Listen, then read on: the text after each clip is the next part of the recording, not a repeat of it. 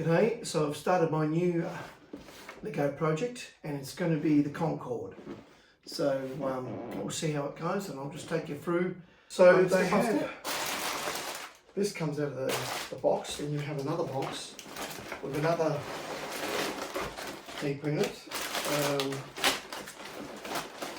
And then obviously the book.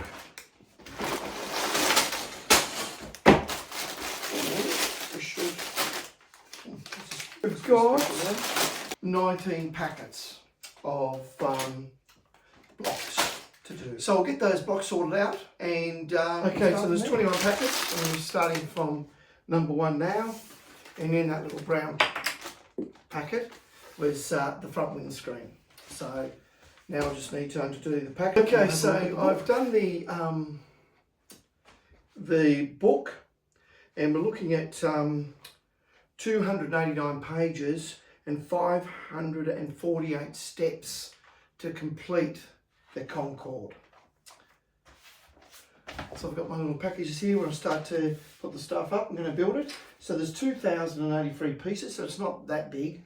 Anyway, we'll see how it goes. Completed step 1, and basically that's all we've got. So I'm on to stage 2, and I'll be honest with you, that looks like nothing. So I'm assuming all this side, this is the guts of it, and then all the side bits come on the side.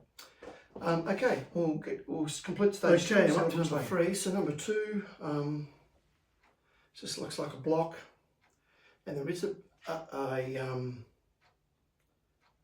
some bits here, some cogs to move, but it's a bit strange because it doesn't move at the moment. So I'm sort of assuming there's a piece here that's going to come off, so it does allow it to move later on. Anyway, we'll wait and see.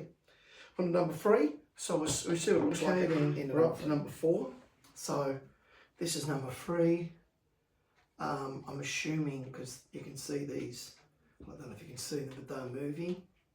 So I'm assuming that's something to do with the landing gear or something. So I'm thinking this is the wing now, so maybe shaped like that. And these could be the motor pods here. Anyway, we'll see what happens. We're up to number 4 of 21 pieces in the building of Concorde. Okay, so I'm up to number 5 now. And now we can see that we have got the wing. I'm assuming this here is the landing gear. So we can see that it can drop down like this and come back up like that. So that's the landing gear in it. So we're now up to 5, and we'll see what happens at the end of 5. I'm up to number 6 now, and obviously now you can see that what I'm building is the actual wing. So that's it. You can see there's the 2 motors there, and obviously that's going to be the top of the wing, and this is going to start to be the fuselage. So in some ways it's probably a little bit bigger than I thought. Okay, I'll keep you updated. So now we're up to number 6, and we'll see what we've got at the end of number 6. Okay then, so now we're up to packet number 8, and you can see that we've got the wing and the first bit of the fuselage. And what you can really notice about the Concorde, just in the model, is how wide the wings were compared to the fuselage. And obviously that's to create the extra lift at low speeds because of the delta wing configuration. Because obviously at low speeds it didn't generate a great deal of lift, so it had to have a fair bit of wing. But obviously at supersonic speeds they had to have less drag, so it's quite interesting.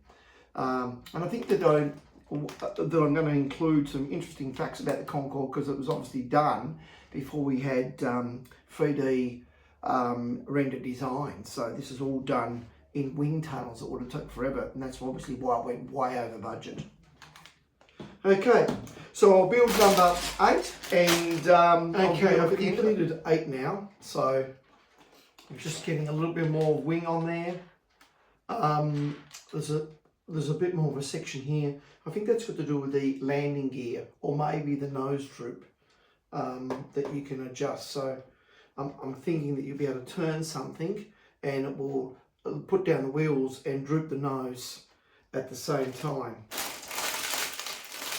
So there's and as you can see, there's just in here, there's a little bit of complexity. Not too bad, but slowly getting there. So up to number 9 now, and I'll show you what happens. Okay, so I've done 9, I'm up to 10, so that's what we did with 9, just basically built another front piece that I'm assuming it's just going to fit on here shortly, but we're certainly getting down to the nitty gritty of it now. I think it's not far from, we've finished the whole wing, I think. Okay, so I'll start on 10 and I'll show you what I've done after that.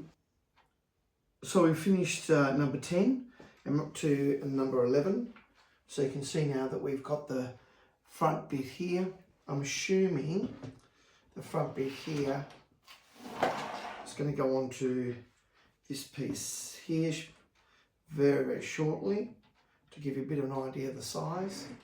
It's going to be quite large. Yeah. So I'll show you when we finished at number 11, and number 11 will take us to about halfway of the build of 10 got us this part here, which is like the front of the fuselage, and I'll be up to 11. So after 11's built, we'll see where we're up to. Okay, so we've done 11 now, and basically 11 has allowed us to put these two bits together, as you can see. So now I've got the whole wing and some extra bits on here, so you can see now that it's looking like the Concorde. And now you can just see how much wing area it had for lift. A lot. Okay, so we'll start on to the next section. Okay, then we have completed number 12. So you can see on the underside, we have now covered all that in. We're about to have the legs done. On the top side, you can see that we've got some seats in there now and some toilets. So you can start to see the wingspan now. Pretty cool. It's coming together quite nicely. Okay then, so now I'm up to 14, I've done 13, and as you can see now we've got the fuselage done, all the windows done, there's actually seats in there, that's the back of it. So now, I would say for the first time, and underneath that we've done that, and Concorde withdrew once more into privacy for its engine tests. We have wheels that come up, so it's pretty cool. An exercise that in the end proved only that the plane did exist and its wheels went round. Just to make sure that gets in there. Oh, there we go. And they come down. So it's pretty cool. So up to number 14, it actually feels quite sturdy. And the reason why that is because there's lots of actually rods they put in there. And the other thing with Lego on this one is they go with some pieces like this here to actually stabilise it while you build it. I think it's one of the first Legos I've done if they had that. It's quite interesting.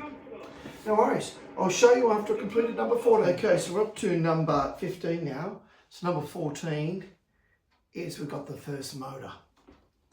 That's what happened there basically. A little bit more on top. So it's all finished off there now. So the wing feels quite good. But there's the motors there, and that's what it's done. So you can see it's getting pretty close, and I'm actually surprised by how strong it is. So it's going well. So I'll do number 15 and we'll have a look. Okay, we're up to number 16 now, and basically with the 15, all it was another motor.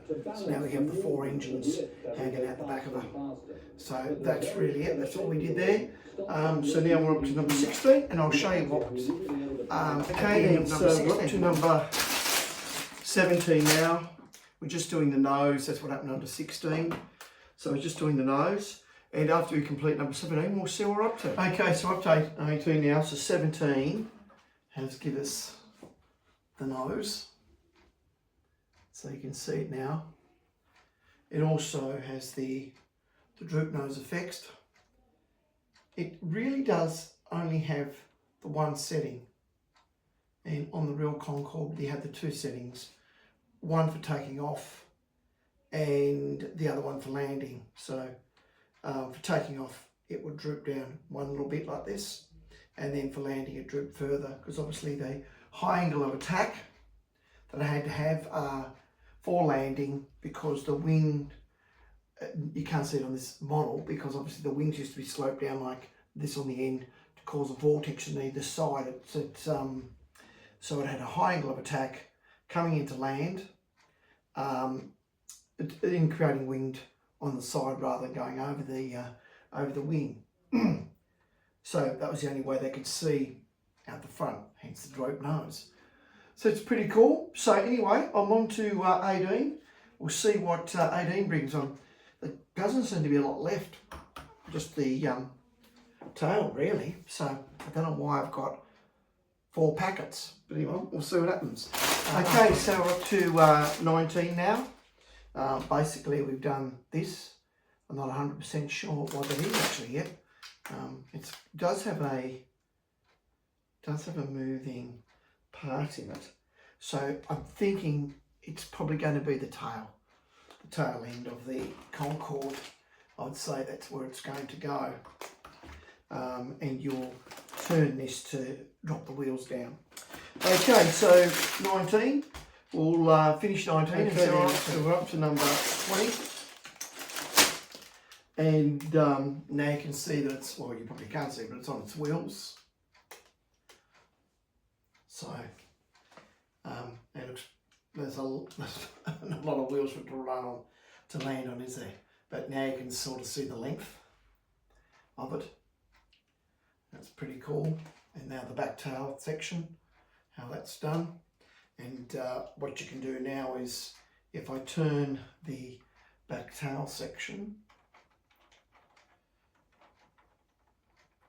you can see that the wheels can go up, but I'll put them back down. So that's pretty cool. And so you can imagine it's coming down at about that angle of attack before it hitting, and then it's actually had a little wheel in the back here on the Concorde. I don't know if you can see that, and that's because of the high angle attack. It could actually use that wheel, so that gives you a bit of an idea of the angle of attack. If this was used to scale, that's what it was coming down at. So it was quite high. Okay then, so we're up to number 20. That's what we did in 19, just the end of the nose. And we'll do number 20, and I'm assuming that's the tail section. After 20, there's only one to go, 21. I'll show you at number 20. Completed number 20, and the only last one to do now is 21, but that's just the stand for the Concorde. So there it is, completed. It's long, it's very long. And I'll see if I can hold it up. I had Tracy come in, and you can, I don't know if you can see the wheels retracting. There you go, so the wheels are retracted now, and drop them back down.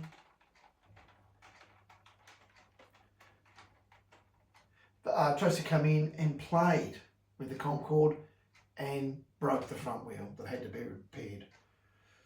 So on this one here we did the tail wing. It has the split rudder on the back here.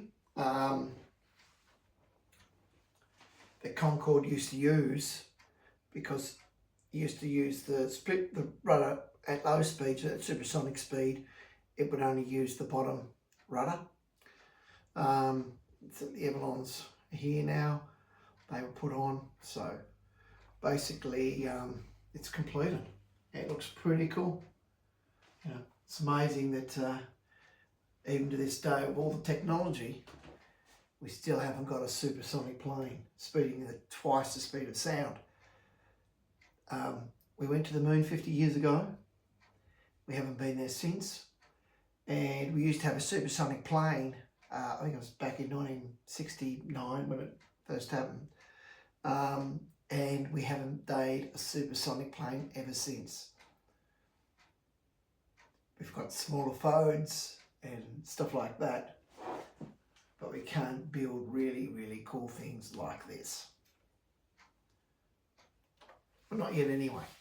Okay, so I have now finished it. I'm just going to be careful because it could drop out, but that's the little stand that it comes on.